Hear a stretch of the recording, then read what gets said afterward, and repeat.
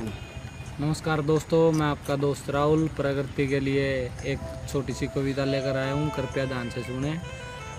इब्बे भी थारे बात समझ में ना आ रही, प्रकृति थार पे के चारी। कड़ा कड़ा घूमिया करो थे, इब सब नगर आ बिठारी।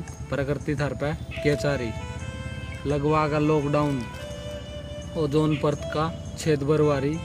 इज्जत करो इसकी या माता है हमारी। प्रकृति थार पे के चारी। प्रकृति माता जय हो तुम्हारी।